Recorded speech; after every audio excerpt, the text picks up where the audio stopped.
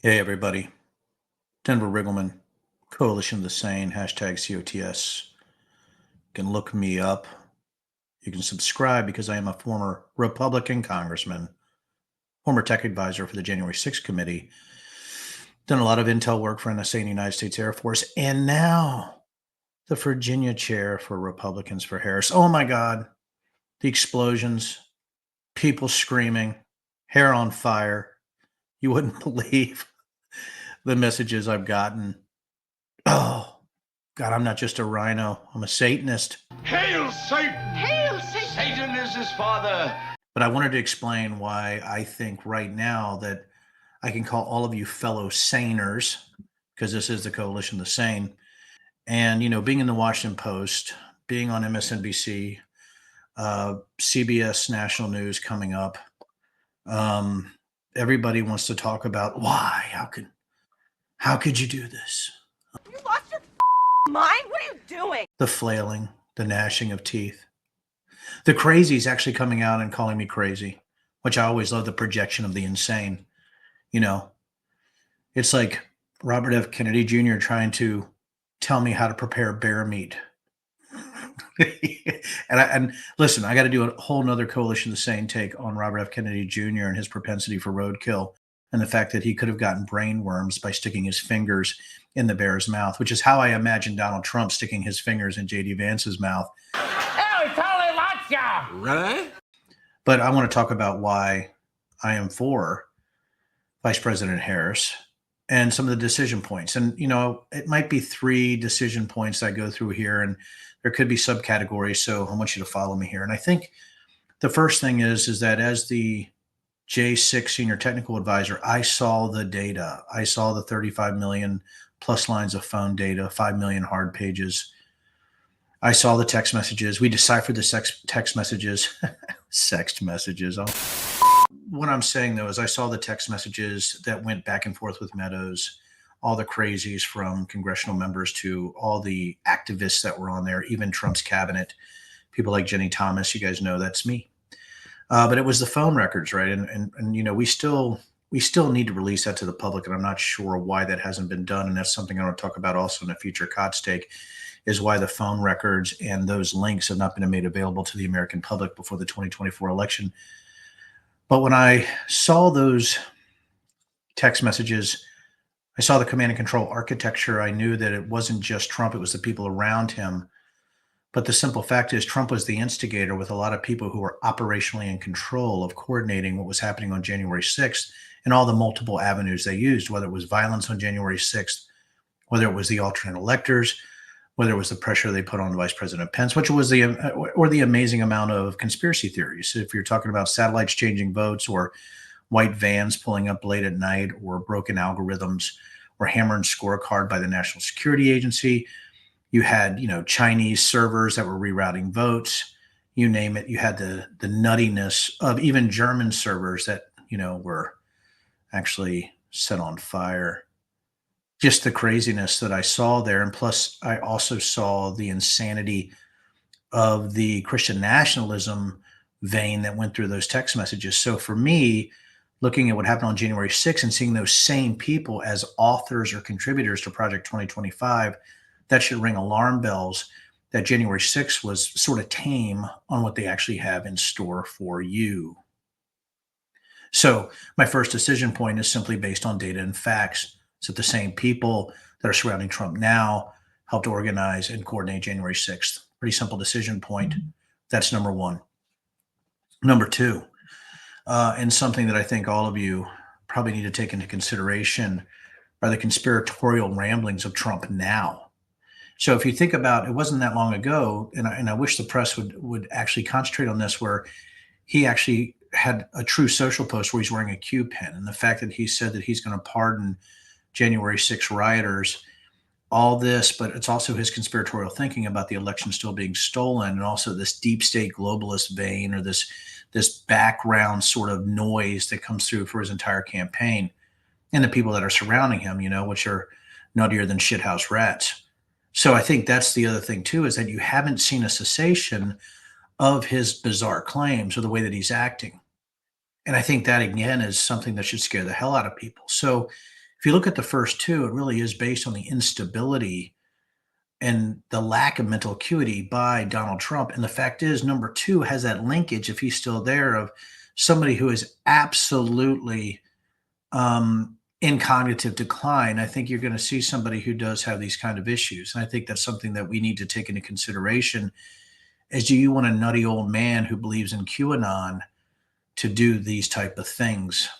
Now, there is a subcategory to this that might be worse, and I'm going to use that as number three and sort of segue into some other things, is that there's a list of things after those two that I think everybody needs to take in consideration. And I would like to ask everybody, as part of the coalition, to say, and ask everyone, don't want to slur words. I've had my coffee in my Papa Bear mug, but do you want to vote for a rapist?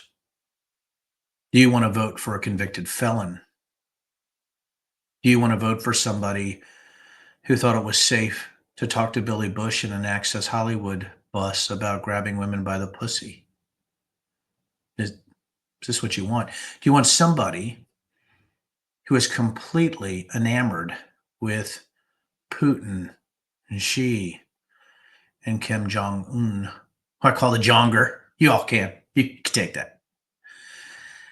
That's what we have going on here. So you have somebody who's also has dictator type of proclivities that is also a felon, which seems to match a lot of what dictators do. So that's where I'm at, J6 data, nutbags, insanity, and a guy who wants to be a dictator. The subcategories being, rapist, felon, those type of things. So as somebody who is center right, I'm sorry. I know Democrats on here are like, oh, don't be sad. Because right now it seems like the Democratic Party is the only party that actually can accept people like me. Because it isn't the Republican Party I thought it was a part of. When I came in, I remember, I had to being in the 5th District of Virginia. If you guys look it up, and I would love for you to look at the demographics. They're like, Denver, you can't win unless you're a member of the Freedom Caucus. And you got to remember, this was my first time running for Congress. I didn't really have any type of political experience except for a quick 10-week quixotic run for governor where I just did because I was angry. So, I picked this, and he said, you got to be a member of the Freedom Caucus. I remember my first meeting, I knew they were nuts. And I said, well, how do I become a new Republican? Well, I got to be for marriage equality. If I vote this way, for a while, if I play with the team, that'll allow me to be more independent on, marriage equality, legalization of marijuana, making sure we do look at, gun laws in a little bit more of a sane light. Instead, after I officiated a same-sex wedding, once you're called tool the Antichrist, I think that ends your career in a specific party, especially in this area. But when I look back, on what I've done and where I went, and after my first year, I started to see that maybe I wasn't as right as I thought. And by the way, on some things, maybe I do skew a little bit to the left, especially on social issues. And now as I get older, I'm becoming even more moderated as my daughters have granddaughters, as my wife pulls me aside and says, listen, honey, I understand that you might have a personal issue with abortion, and I do too, but we can't get in the way of women's health and reproductive rights. You know what? I agree with her. So what am I? I hate government regulation and bureaucracy. I do. I don't think government's really the source of any type of nirvana or Shangri-La, but we do have to have basic government services, which was something that conservatives thought for a long time. Let's go back to Teddy Roosevelt. Let's go back to Eisenhower. So what am I? You know what I am? I'm a person who likes sane people. And I think that sanity is always the baseline. And I think that facts and data are what should be used to select someone to vote for. So if you have sanity, facts, and data, none of that aligns with Donald Trump. And it seems that it aligns with Kamala Harris. That's just the way it is. And I want to pick what's best in my country. And sadly, many of you know I hate the two-party system. I think it's a despicable thing. It creates tribalism. It creates disinformation. It creates hate. It creates dehumanization. But it seems like right now, the Democratic Party is the only party that can actually hold any type of diverse viewpoints. And Kamala Harris isn't crazy. Man, they could have picked a lot worse candidates than Kamala. Come on. Look across the spectrum. You don't want some anti-Semite from an obscure state or an Islamophobe from an obscure state.